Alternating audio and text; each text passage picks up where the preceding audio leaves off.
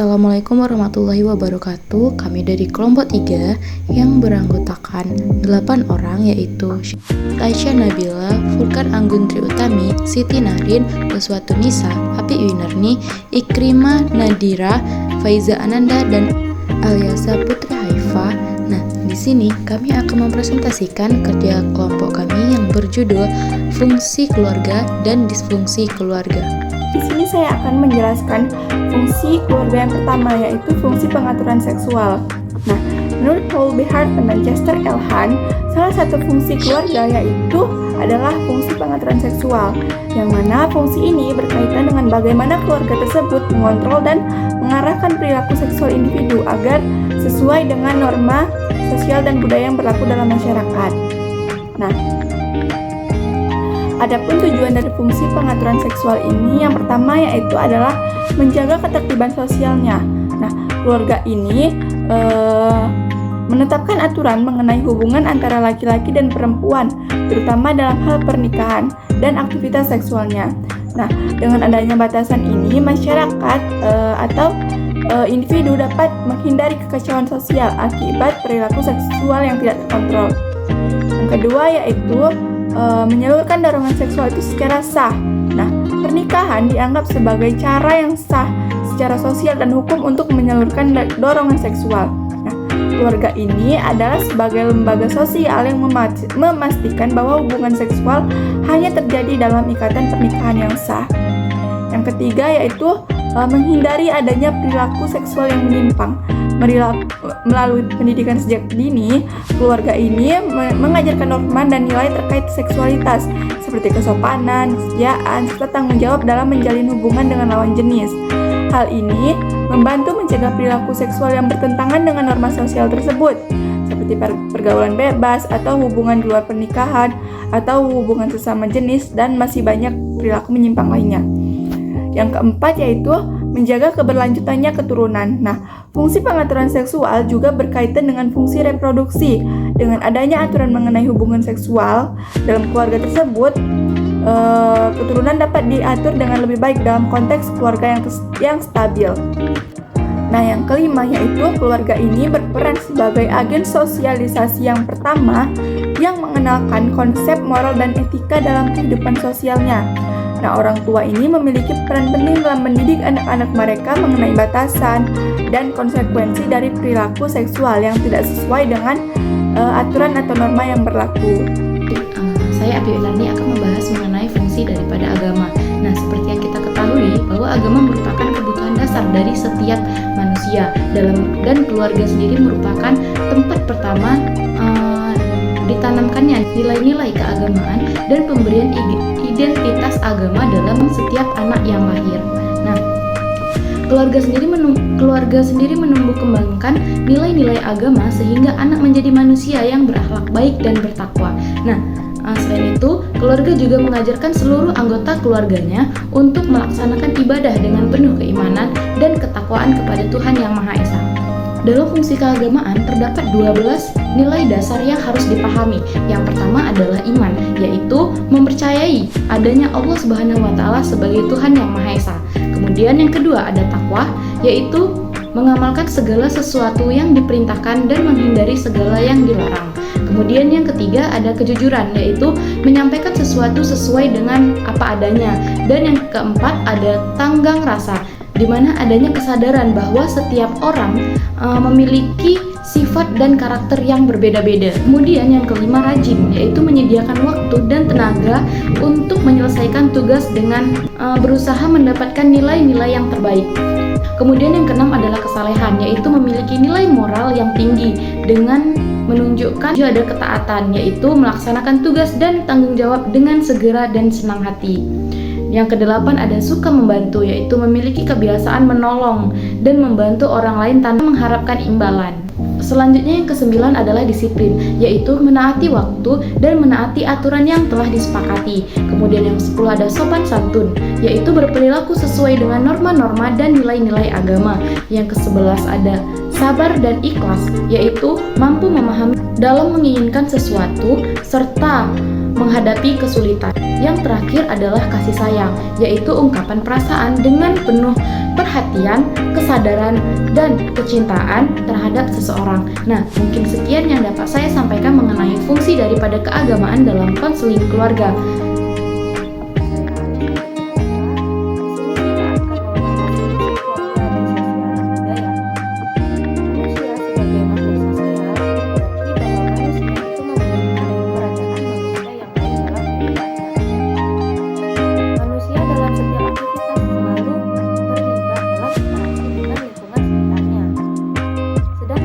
Sebagai makhluk yang berbudaya itu merujuk pada kemampuan dan juga kecenderungan manusia untuk terus mengembangkan, mewarisi, dan juga mentransmisikan nilai norma, kepercayaan, bahasa, seni, dan praktik lainnya yang membentuk warisan budaya mereka.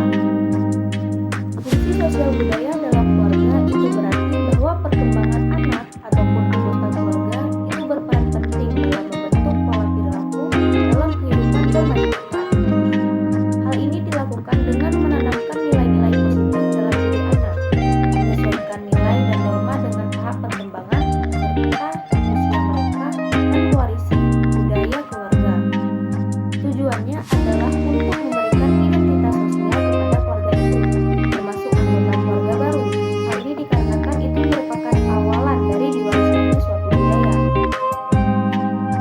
Keluarga akan mewariskan ataupun melestarikan budaya bangsa, sehingga setiap anggota keluarga itu akan mampu memelihara kehidupannya dan menghasilkan masa depan yang lebih gemilang. Budaya gotong royong itu salah satu yang sudah melekat di bangsa kita, yaitu bangsa Indonesia, dan itu sudah menjadi hal yang sangat berguna bagi ketahanan budaya kita. Maka dari itu kita dapat mengajarkan anak-anak kita nantinya untuk bergotong royong. Hal ini dimulai dari lingkup keluarga sebagai kelompok dasar dan terkecil dalam satuan masyarakat, dan nantinya akan terus dilanjut. Nah, keterbalikan dari fungsi keluarga yang tadi, di sini ada disfungsi keluarga, yang dimana itu dapat diartikan sebagai sebuah sistem sosial terkecil dalam masyarakat, di mana anggota-anggotanya telah gagal menjalankan fungsi-fungsi secara normal. Sebagaimana mestinya, hubungan yang terjalin di dalam keluarga yang disfungsi atau tidak berjalan dengan harmonis, seperti fungsi masing-masing anggota keluarga yang tidak jelas, ataupun ikatan emosi antar keluarga atau antar anggota keluarga itu kurang terjalin dengan baik. Dalam sosial budaya, disfungsi keluarga itu bisa terjadi dikarenakan banyak faktor. Salah satunya ialah pola asuh yang tidak sesuai, ketimpangan sosial, masalah ekonomi, perceraian orang tua, dan masih banyak lainnya. Mungkin hanya sekian dapat saya sampaikan. Terima kasih. Perkenalkan, nama saya Aisyah Nabila dengan NPM 2206 1040 30007. Nah, di sini saya akan menjelaskan mengenai fungsi keluarga dan disfungsi peran keluarga. Baik, di sini ada pun fungsi keluarga dalam aspek cinta kasih atau afeksi, memiliki peran yang sangat penting dalam membentuk individu yang sehat secara emosional dan juga sosial. Para ahli dan tokoh sosiologi serta psikologi keluarga menjelaskan bahwa keluarga adalah suatu institusi pertama yang memberikan pengalaman emosional kepada individu, terutama dalam hal kasih sayang, perhatian, dan dukungan emosional. Ketika fungsi ini berjalan dengan baik, individu akan tumbuh dengan perasaan aman, percaya diri, dan mampu menjalin hubungan sosial yang sehat.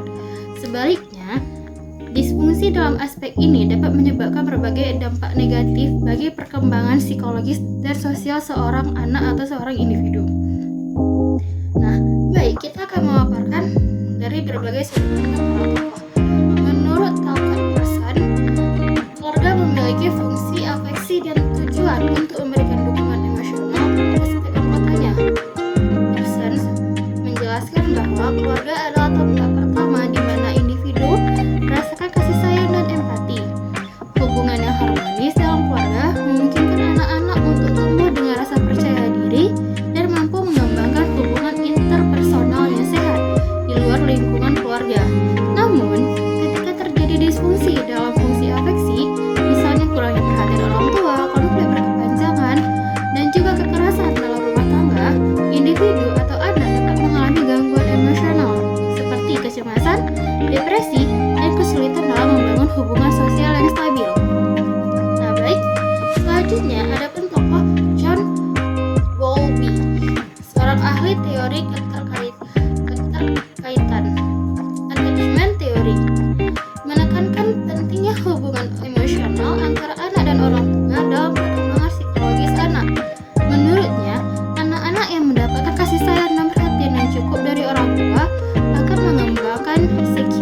attachment, yaitu keterkaitan yang kuat dan sehat.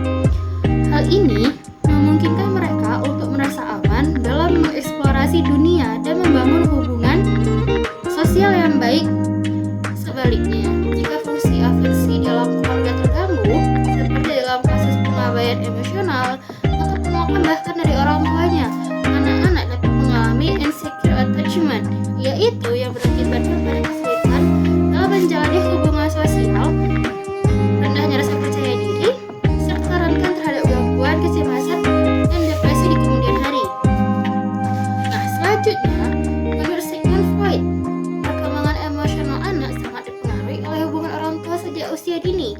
Freud menyatakan bahwa kurangnya kasih sayang dalam keluarga dapat menyebabkan trauma psikologis yang berpengaruh terhadap perilaku individu di masa dewasa.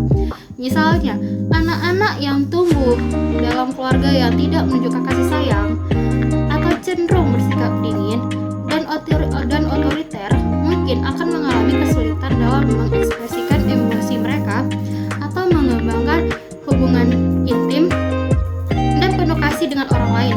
Nah, adapun disfungsi dalam fungsi afeksi ini bisa menyebabkan individu menjadi kurang empati terhadap orang lain, memiliki masalah dalam membangun hubungan interpersonal, atau bahkan mengembangkan mekanisme pertahanan diri yang dapat merugikan dirinya sendiri. Contohnya seperti sikap agresif atau menarik diri dari lingkungan sosial yang lebih kita kenal sekarang sebagai anak-anak introvert. Nah, baik. Selanjutnya adalah menurut Erik Erikson. Erik Erikson juga membahas pentingnya fungsi cinta kasih dalam keluarga. Melalui teori tahap perkembangan psikososialnya, pada tahap awal kehidupan, anak-anak harus mengalami rasa percaya versus rasa tidak percaya, trust versus mistrust. Nah, jika orang tua memberikan kasih sayang, perhatian, dan kehangatan yang cukup, anak akan mengembangkan rasa percaya yang kuat terhadap dunianya. Namun, jika orang tua gagal memenuhi kebutuhan emosional anak, misalnya melalui pola asuh yang penuh ketidakpastian atau pengabaian, anak akan mengalami rasa tidak percaya dan dapat berdampak pada perkembangan psikologisnya. Hal ini juga membuat mereka kesulitan dalam membangun hubungan yang sehat dan mengalami ketakutan terhadap emosional dengan orang lain. Nah, baik. Selanjutnya adalah menurut Don Fernbrenner. Dalam teori ekologi perkembangannya menjelaskan bahwa keluarga adalah lingkup mikrosistem yang memiliki pengaruh langsung terhadap perkembangan individu. Nah, apa itu?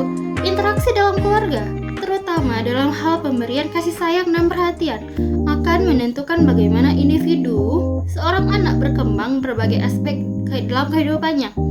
Jika keluarga gagal dalam memberikan fungsi afeksi yang memadai, seorang anak akan mengalami kesulitan dalam menyesuaikan diri dengan lingkungan sosial yang lebih luas.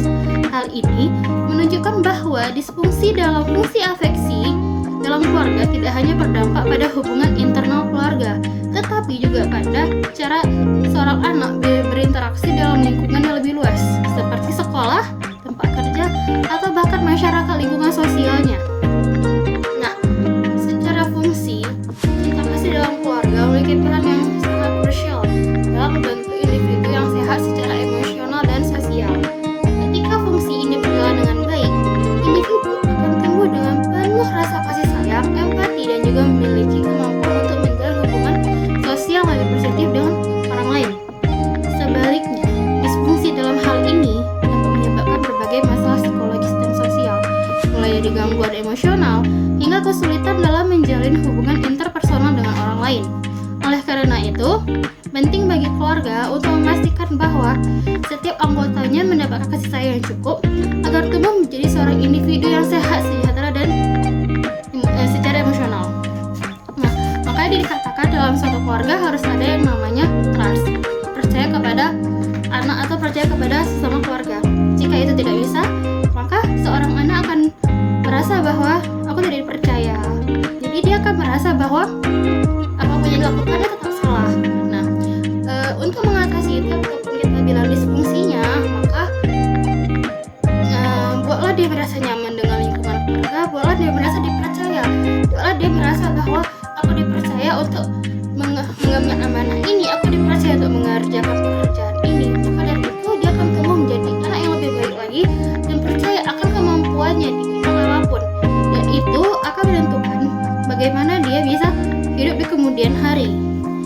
dia tidak percaya pada dirinya sendiri, bagaimana dia akan percaya kepada orang lainnya?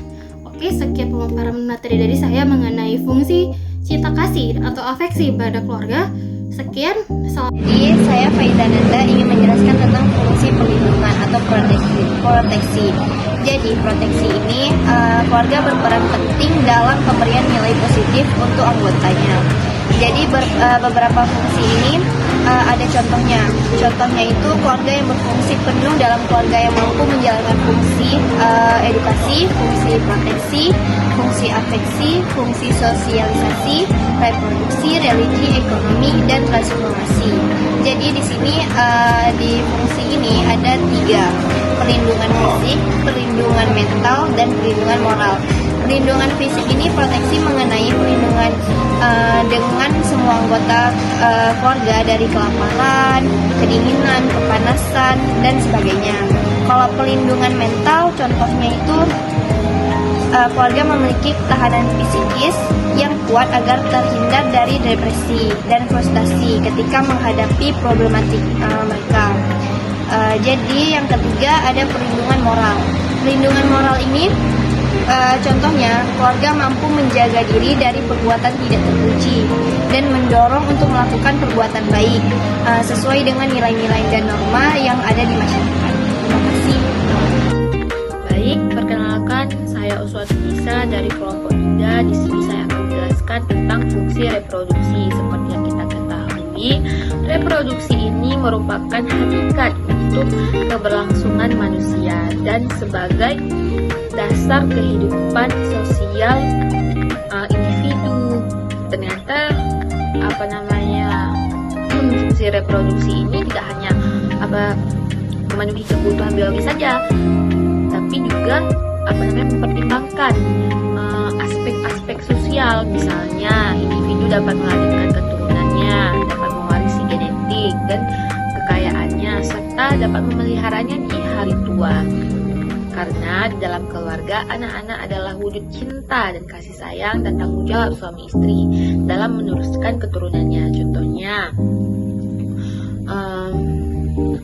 Contohnya dari sistem reproduksi dalam keluarga itu adalah meneruskan keturunan agar tidak punah dan membesarkan anak-anaknya dalam sebuah keluarga. Nah, dalam fungsi reproduksi ada yang namanya sistem reproduksi, di mana sistem reproduksi ini juga adalah bagian penting dari kehidupan manusia. Alat-alat reproduksi manusia adalah organ-organ yang berperan dalam sistem reproduksi dengan tujuan tadi berkembang biak atau memperbanyak keturunan.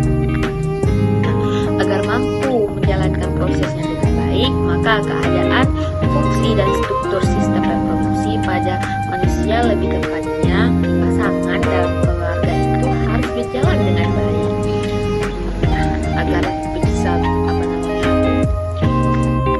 berjalan dengan baik, maka fungsi dan struktur organ reproduksi ini harus dalam keadaan normal dan sehat.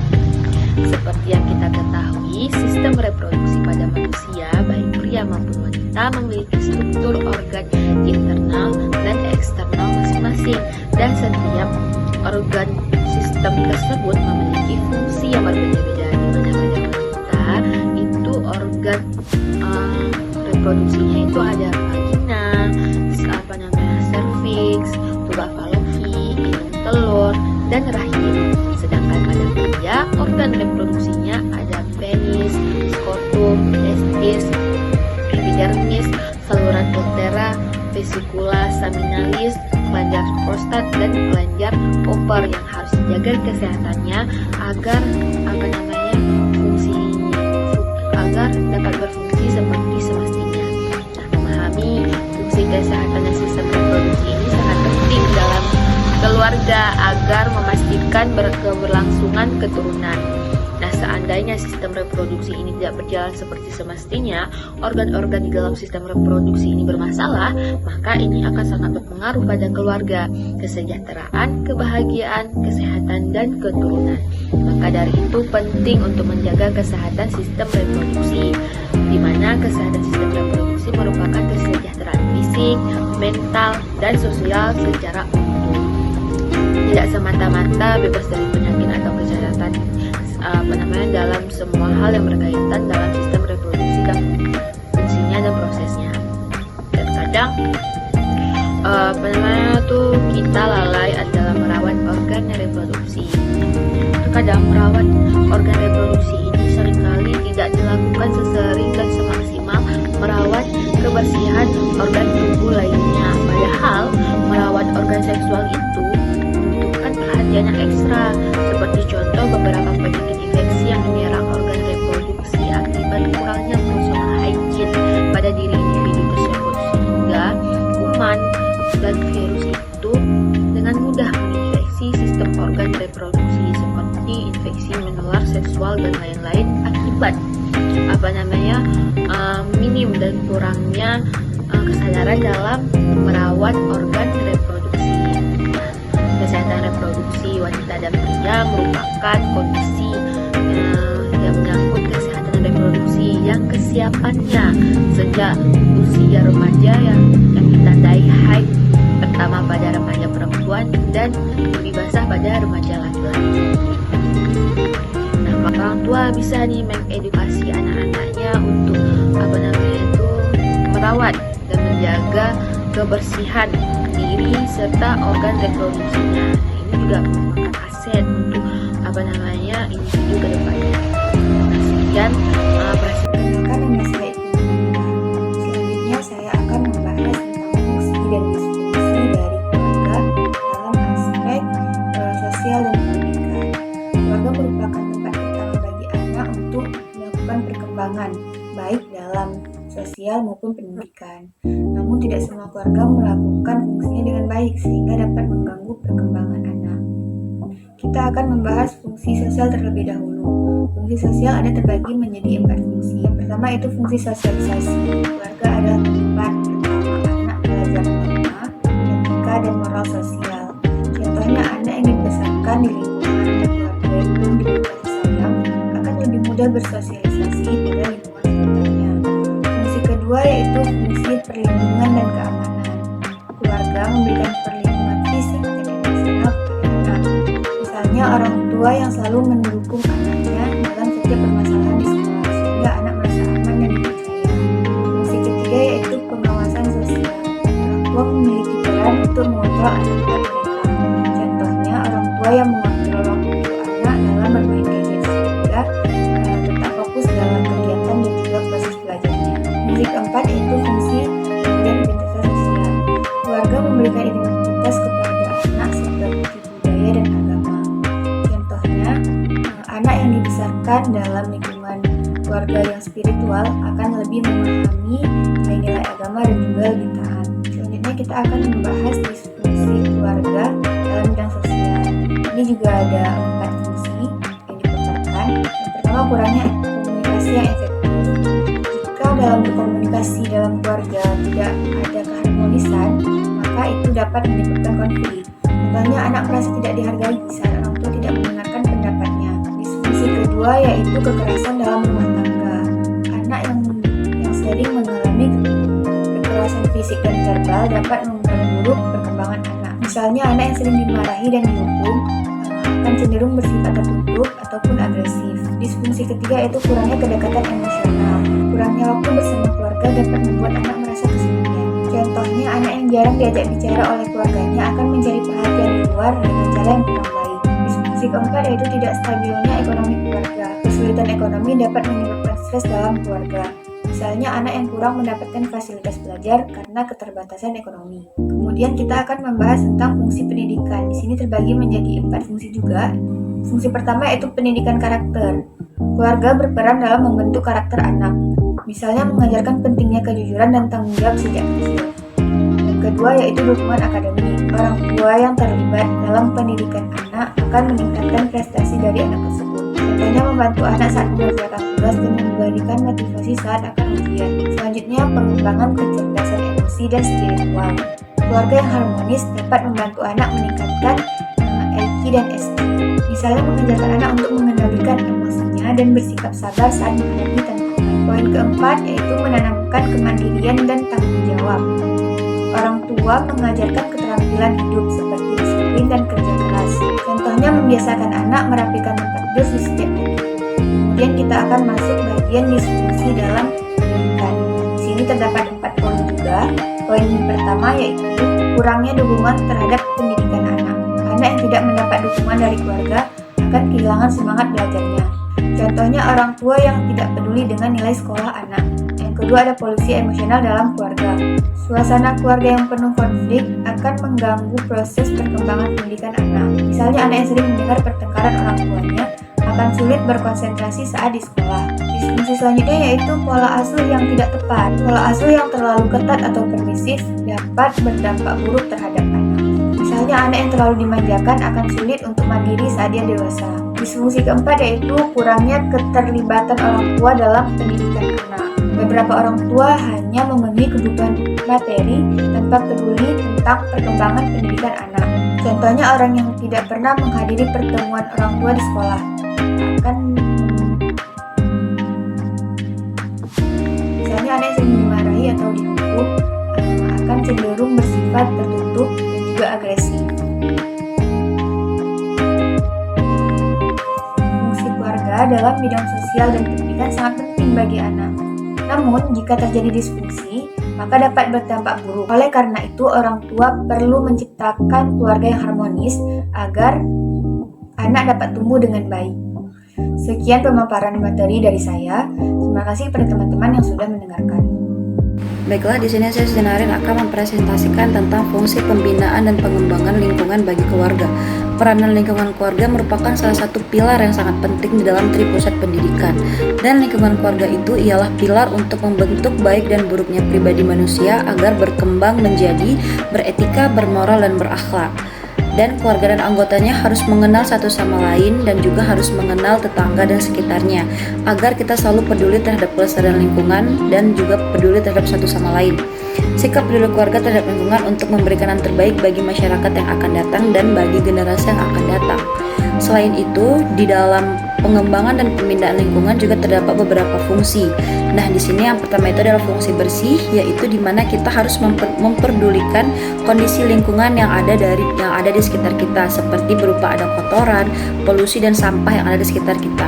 Nah, kita harus peduli dengan kita tidak membakar sampah sembarangan dan juga kita harus peduli dengan tidak menggunakan knalpot yang membuat asap yang sangat banyak. Lalu yang kedua ada fungsi disiplin. Nah, di sini kita harus saling mematuhi aturan yang ada di sekitar dan aturan yang telah diterapkan. Orang yang disiplin dicirikan dengan tidak pernah merusak lingkungan ataupun selalu mematuhi dengan aturan yang berlaku.